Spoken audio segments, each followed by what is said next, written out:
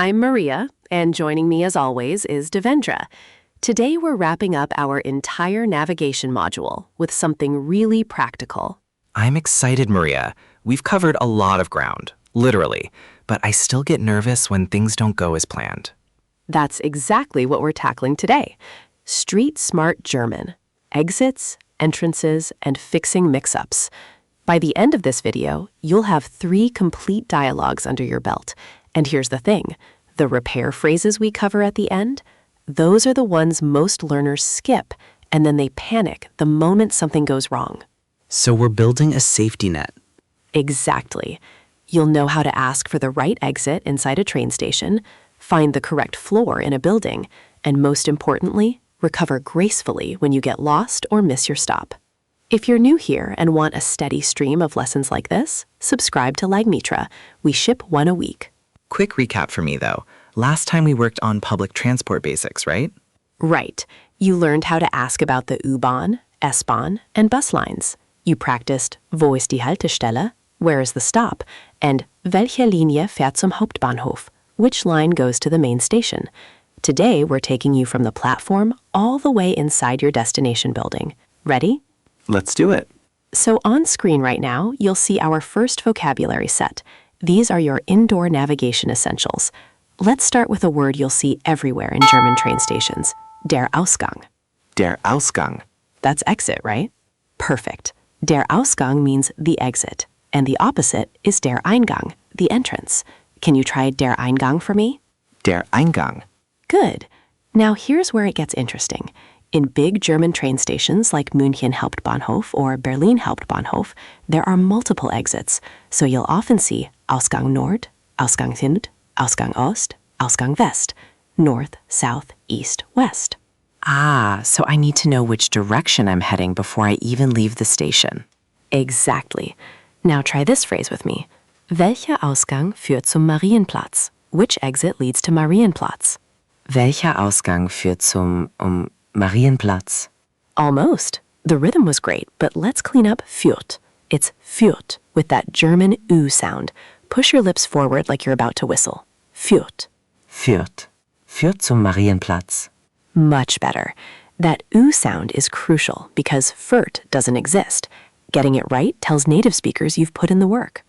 Now, once you're inside a building, you need floors. Die Etage, the floor or level. Die Etage. Wait, that sounds French. Good ear, Devendra. It is borrowed from French. Germans also use das Stockwerk, which feels more Germanic. Both mean floor.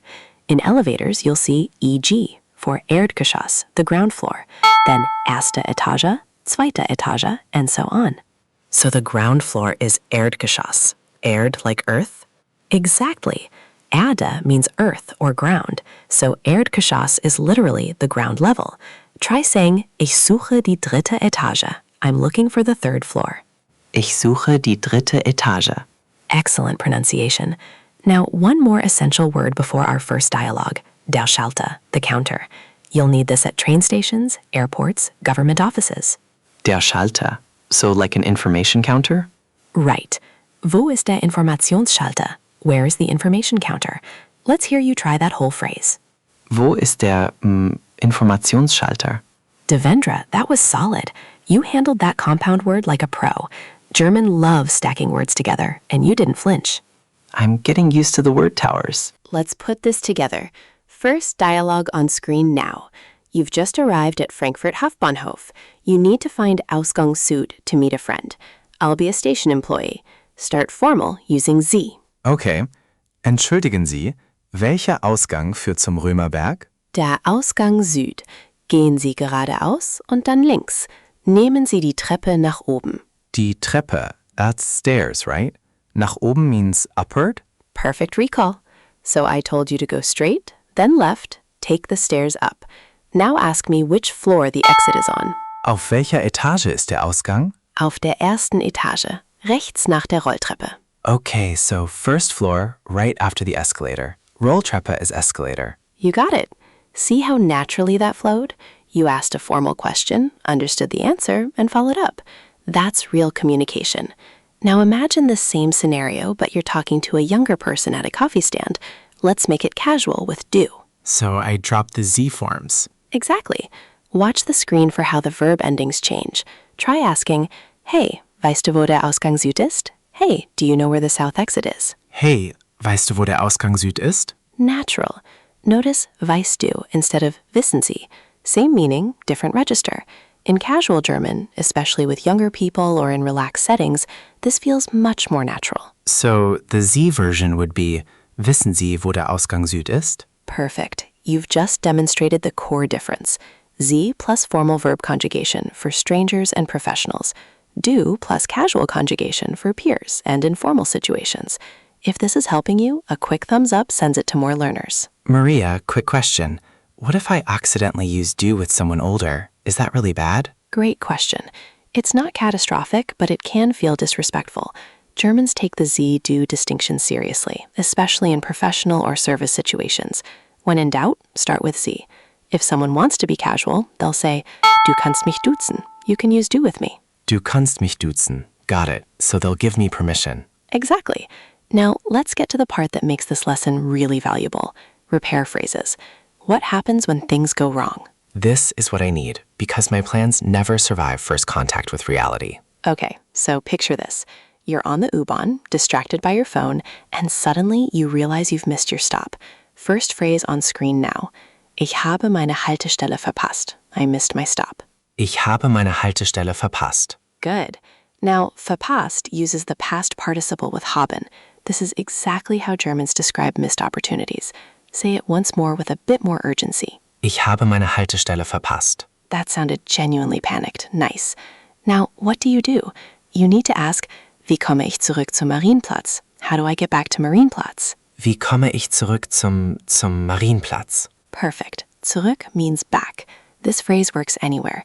Lost in a mall? Wie komme ich zurück zum Eingang? Walk too far? Wie komme ich zurück zur Haltestelle?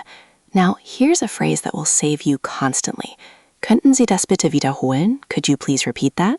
Könnten Sie das bitte wiederholen? That's polite, right? The könnten? Exactly.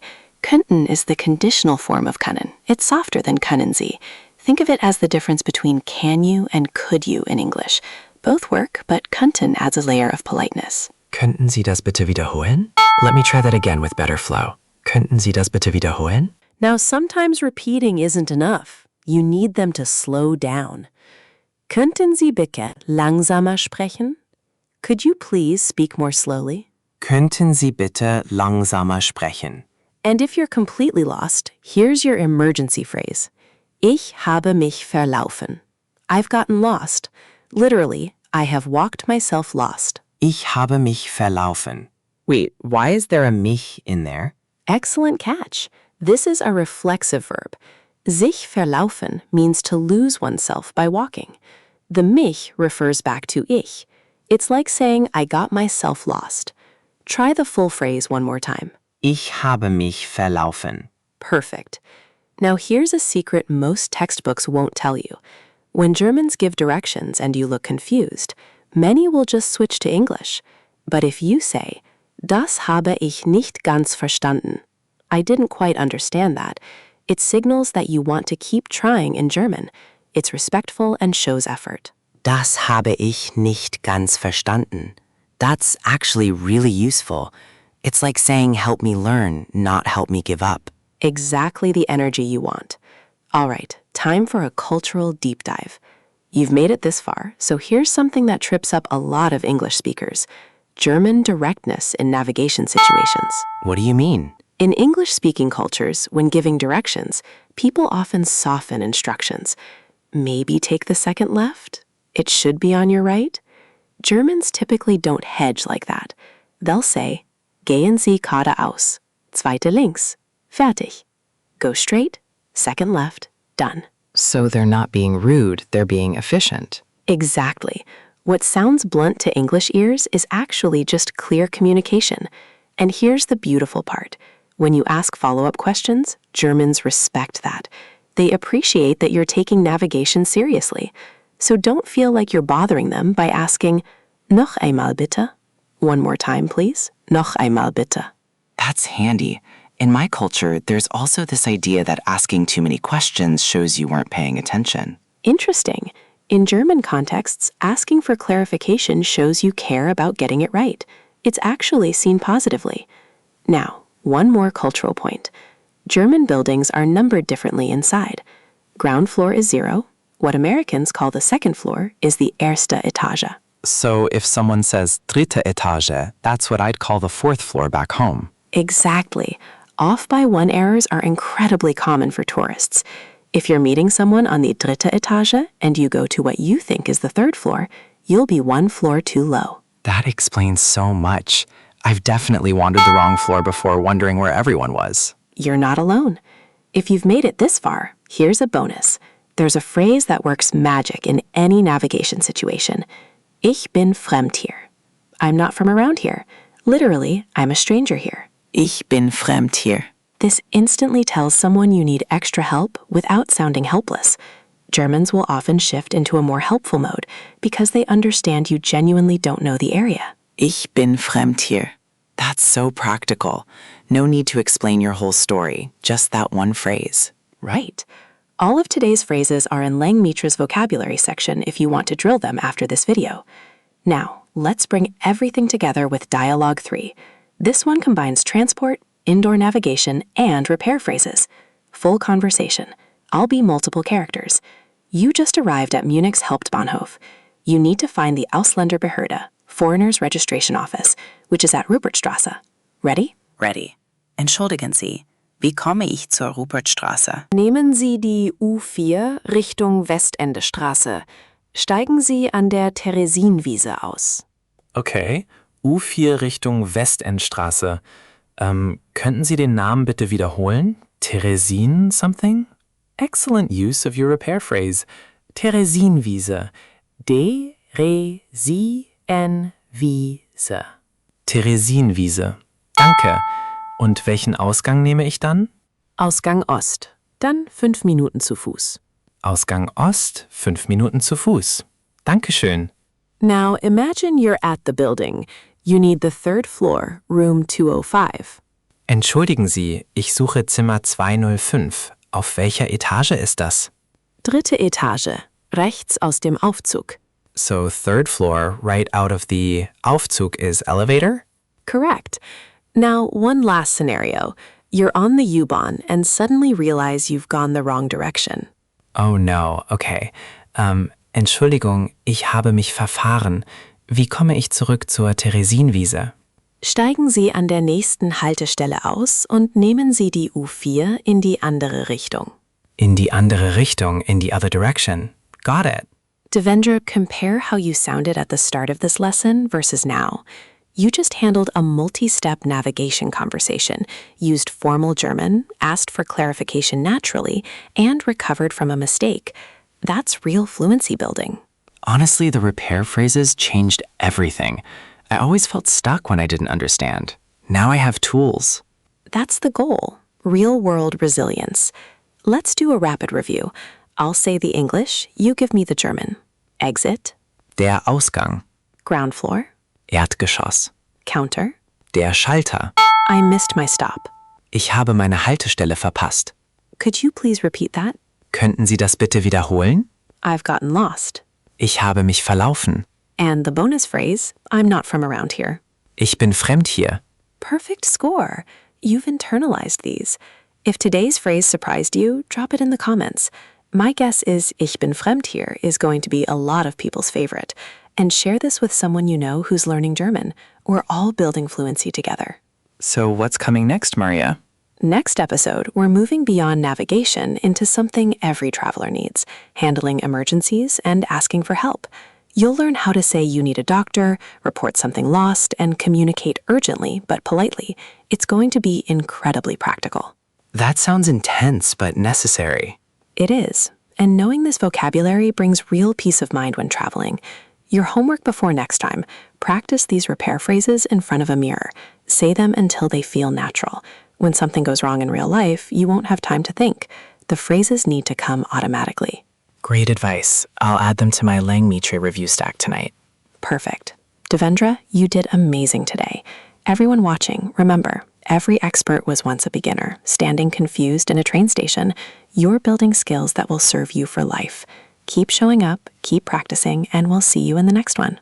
Tschüss, everyone. Bis zum nächsten Mal. Bis bald. See you soon. Before we recap, one quick ask. What worked for you in this lesson? What felt hard? And what topic should we teach next? Drop it in the comments. Your feedback shapes what we build next.